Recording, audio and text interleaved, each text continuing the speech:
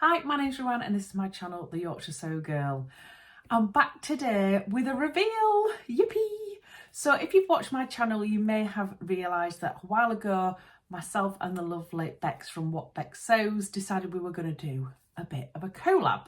And the reason behind that is because I had this beautiful fabric and Becs saw it on my Instagram and then had to have it herself. And then I saw that she'd bought it and I messaged her and said, we really need to not let this fabric languish in our stash. Why don't we do a collab and it'll force each other to get it made up, because this is literally the most amazing fabric in the world. If someone could make a fabric just for me, it would be this. So very excited about it. And I knew it was right up Becs Street. Myself and Becs have very similar fabric taste, should we say. We both like a lot of colour. And yeah, Becs is definitely getting more into the pink and red side of things as well, which is really nice to see. So if you haven't watched the first video, feel free to go and have a look at that. That's where I talk about a few different options of what I might make. I kind of said then to you guys, what do you think I should make? And the pattern that I've made, I would say, was definitely the one that you guys told me to make. I think there was the Plies dress and a couple of other things that I kind of talked about in that vlog, and a few people wanted me to make that actually, but the majority of people, I would say, said that I should make the saltwater slip hack. Now, for anybody who doesn't know what the saltwater slip dress is, I'm a big fan of it. So I've made quite a few, but I've always been interested in doing a hack on the dress. And so somebody said on my comments, do the hack. You haven't done a hack before and challenge yourself. So that's what I've done. I've done it and I'm really, really chuffed with myself. So this is the pattern, the standard pattern. So it's the saltwater slip dress by Friday Pattern Company. Doesn't she look beautiful? And basically the description of this pattern states, the saltwater slip is a simple dress with adjustable straps that can be layered or worn on its own. The pattern comes with two length options, above the knee and T-length with side slits. It also comes with optional side ties to add a bit of waist shaping. Wear this slip over a t-shirt, under a sheer dress or on its own. The pattern comes in sizes XS to 7X and includes multiple cup size options. This is a pullover dress with no closures. And you want to make this easy to sew slip again and again. Well, they couldn't be more right really, could they? So here's the line drawings. So you've got an option here, which is the shorter one. And then you've got this, what they call a T-length dress with the cheeky little slip side here.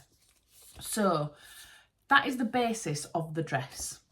When you hack it, the good thing about it is you don't need to get the bra sliders and rings that you get. Now, normally on the saltwater slip, on the back here, you have those bra sliders so that you can adjust your straps. But on this hack, it's made into like a little bow tie. So it's just a little bow on the top. I really like that. I don't know if it's because I'm lazy, but I like the idea that you can kind of adjust this to be however you want it to be. And it just creates a bit of a little cute detail on the old shoulder. So shall I show you it before I start getting further into it? Let me pan you out a little bit here and see if I get my chair out of the way. I'll put some photos in as well. But this is the finished dress. Little side slits here. So it's all ruched around the top. I've got the little tie and then it's plain at the back. What do we think of this fabric? Have I converted any of you non-animal print lovers to it? I don't know. But anyway, it is sold out now, but I do believe that this fabric is in a couple of other places. So if anybody is desperate for this, I will try and find some links and I'll pop them in the description box so you can go over and buy some for yourself, because I've seen it in a couple of other places as well. So yeah, so guys, I've done a hack. Basically, I've done a hack and I'm really, really chuffed with myself. So size-wise, yes, it goes from an XS to a 7X, which is a bust of 32 to 60 inches, a waist of 24 to 53 inches, and a hips of 34 to 63 inches. Now, I am, for reference, a 43 on the bust, a 39 on the waist, and a 46 on the hips. So my measurements put me in an XL for the top an XXL for the waist and an XXL for the hips, and that's exactly the size that I made. That's the size that I tend to make on all of my normal saltwater slips, and they've always fitted me really nicely. Even when I sit down, there is a bit of ease. I think there's about 3 inches of ease on the hips, so when I sit down it's nice as well, and I love it, obviously. So I've gone for the longer length. I've got the ties here, and I also got the waist tie. Now, how I did this hack is I had seen it on, I think it was on the Friday Pattern Company Instagram page, and then I saw that there was a tutorial. Let me move you up a bit here. I saw that there was a tutorial on the YouTube channel. Again, I'll pop that in the description box as well. And basically, she's talking you through the whole hack on there. Now, I'm a visual learner, so I was very happy with that. So I just followed that vlog to basically hack it. Now, what it does say for recommended fabrics is it's designed for light to medium weight woven fabrics. So fabrics with a bit of drape, which will give you more of a classic slip look. So rayon, viscose, silk, lawn, voile, lightweight linen. So you can do all of that. And I have seen a lot of people make it and pop a little t-shirt underneath, which I might have a look at doing maybe going into the autumn as well. But yeah, all you need is basically your fabric and your thread for this, which is wonderful. So I started off with watching the vlog, and I was kind of like, do you know what? This isn't as difficult as I thought it was going to be. So what they make you do on it, I've got my pattern pieces here to show you, is basically this is the top of your dress piece here, and that goes all the way down. Turn it round. Goes all the way down. But what they make you do is they make you cut it off, basically. So they tell you where to do it. It's just about 1 inch under the bust dart, and then you add 1 centimetre on for the seam allowance. So I've just drawn those onto my pattern pieces, because then I didn't have to make a completely new pattern piece, and I just folded those up when I came to actually cut out my pattern piece. So that was dead simple. But then you trace off the top section of it, and it becomes this, which is very different, if you can see, to the top part. And the reason for that is because it's ruched here, you don't need the bust dart. So what you're doing, and I've never done this before, is you take out the bust dart, which I've always seen people say, oh yeah, I did this and I manipulate the bust dart, and I'm like, ooh, that sounds hard work. Oh my goodness, it was the easiest thing ever. So yeah, you take out the bust dart here, which you can see I've done, and then you basically add 1 inch in across 4 different sections all the way along, and then you cut a piece like this out on the fold. So all you're doing really is just adding extra fabric in here so that you can ruche it together, which I found really easy. They tell you to also measure your neckline prior to doing this as well, so that when you make your binding piece for here, you've got the right length. And that worked fine for me. The actual pattern piece that I used for my standard one fitted no bother. So that was all good. So all I did was do that. I must admit, it probably took me 10 minutes, if that. And then I've added on the seam allowance along the bottom, as you can see there.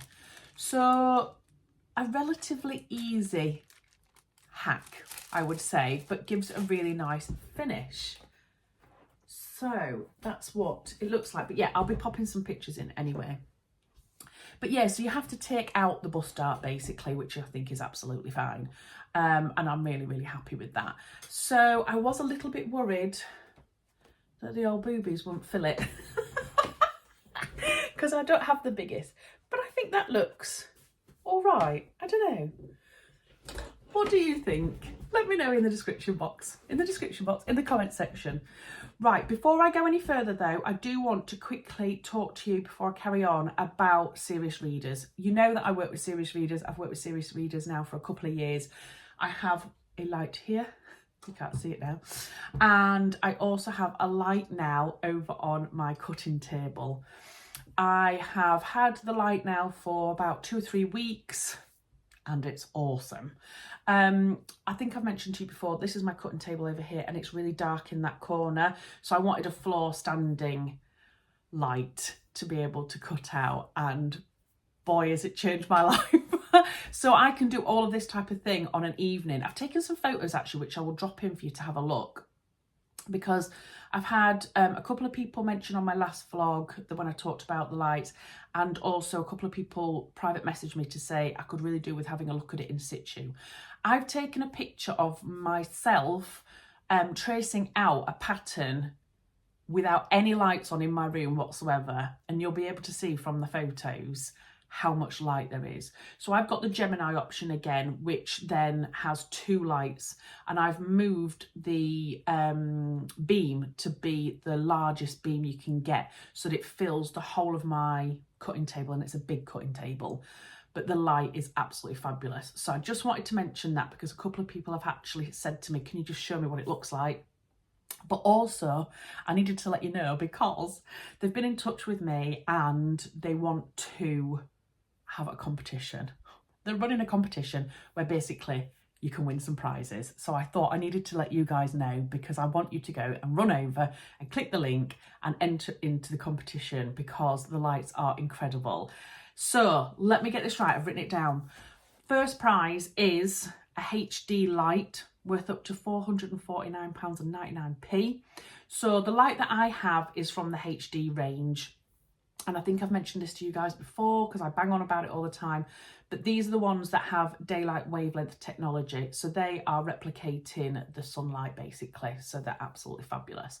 So that is prize number 1. Prize number 2 is a Nomad light as well, and that's worth £149.99.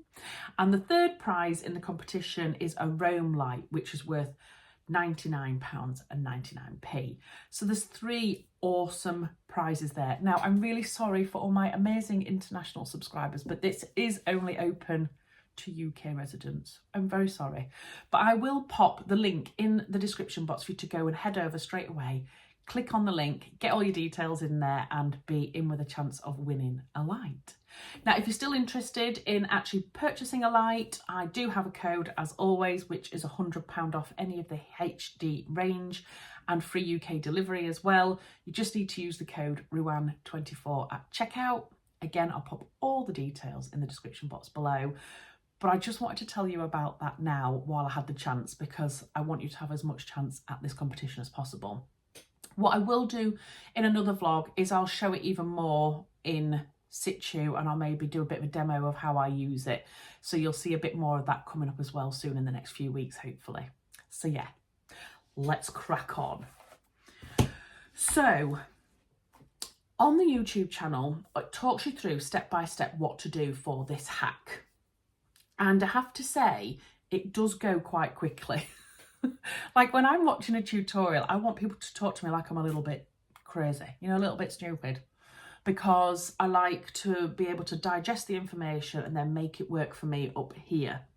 There was quite a few times where I had to like rewind and kind of think, what does that actually mean? That might just be me. It might not be you guys. You might be like, oh, for goodness sake, Ruan, that was just so simple to understand. But there was a couple of bits where I was like, oh, right, okay. And it tended to be further on in the video, actually, because what she's doing in her video is she is doing this hack, but she's also putting elastic in the back of it so that she didn't have a tie here. And she's also adding a tier onto the bottom of it, which I think might be my next version if I do it. What do I mean? If I do it, when I do another version. I think I am actually going to do the version with a really nice tier on the bottom of it as well. If I can find a picture, there aren't many pictures actually online, maybe from the YouTube vlog. I'll try and pop a picture of it up here because it does look really, really lovely. And I might give that a go next time. Now, the other thing as well in the video is that there is a couple of little bits where she kind of says, oh, I forgot to film that bit, but this is what I did. And I was like, it might be me, but yeah, there was a couple of bits where I had to like listen to what she said 3 or 4 times because I'm so visual and there was no visual aid for it. And then I was kind of like, ah, now it makes sense. So yeah, you've got no bust dart in here. They do 2 bust sizes, so a B and C cup and a C and D cup. Now I wanted to make my bias binding, because there's quite a lot of bias binding on this. It's worth it though, people, it's worth it. I wanted to try and make the bias on my bias binder maker. Say that 5 times when you've had a drink. So I got my bias binding maker out for the first time. Now I got this dirt cheap on Marketplace from Scotland when I was visiting for work. And I've always wanted one, so I thought I'm just going to try it secondhand. So I got it out, used the opportunity to have a go at it, and I really enjoyed it. I had some disasters, I'm not going to lie, I did some tester pieces, but my last one came out really, really well. I think when you're using viscose through a bias binding maker, it can be quite difficult because of how fluid it is. But I think maybe next time I'd spray it with spray starch first and then have a go. By the time I'd kind of got round to like working out what to do with it though, I realised that the pieces I'd been cutting fit through it no problem. But the pieces I'd already cut for all of this, I didn't have the size that I needed for it to feed through. So I couldn't use it anyway. So I ended up having to iron my pieces anyway into bias. But anyway, never mind, don't matter, does it? Don't matter in the long run, you know. But I do think that next time I'd maybe make the bias binder a bit bigger so that I could run it through my bias binder maker. I wonder how many times I've said that in this vlog. Now, the other thing that they make you do with the bias binding is they kind of use it where you iron it in half and then you sandwich everything in the middle. And then you sew along this line here and you catch the other side in as well. Now, I did that on this section here, and I don't know whether it's because it was ruched, but I made a right model of it. It looked dreadful. I missed loads. I was so careful as well. I missed loads. I didn't catch it all in at the back here. So in the end, I thought, no, I'm not standing for that because I love this dress and I want it to be perfect. So I unpicked it. Very annoying. And I decided to apply it differently. So what I did is I applied it from the back side first. So I attached it from the back side and then I flipped it over and then I stitched it in from the front. And then I thought, well, if I don't catch it in at the back, it won't matter because it's already sewn in from the back. Does that make sense? I don't know if it does. But anyway, I've done that all the way around and then up to the straps. But yeah, you've got bias binding all the way along here, all the way up here, and then all the way around the back as well. So there is a lot of bias binding and also in the ties here. But you might decide not to use the ties. I like the ties because it does cinch me in at my smallest part of my body, which is here. Not here, but here. So I have used it and I was a little bit uncertain. I did send a picture to the girls, to Rachel and Tamlin, and kind of say, can I get away with this as well as this? And they were like, absolutely. This is what it looks like without. So it is absolutely fine without. It's nice and loosey-goosey. So if you're having a nice buffet or something, you'd be absolutely fine. But I do like it to be cinched in a bit here, if you look. So it just brings me in slightly there and then skims out a bit. What do you think? Do you think I'm all bowed out? I don't know. I hope not. But anyway, yeah, I'm really glad that I did that. The pattern, I think, says for my size, it's kind of up to 2 meters. I don't extend the length or anything on mine, and I am 5'8", so that's just for reference. But I've got about 1 meter of this fabric left. Yay. So I may make something else out of it because I love it so much. These colours are in my colours when I have my colours done, so the red and the pink. And whenever I put something on that's in this colour, I feel brighter, I feel my eyes shine more, I feel my skin looks better. I don't know what it is about it, but I just feel so much better when I'm wearing this colour combination. I've even got like little earrings in, look, little red and pink animal print earrings to kind of go with it. So, what do we think? Be nice. Be nice, don't be horrible, please.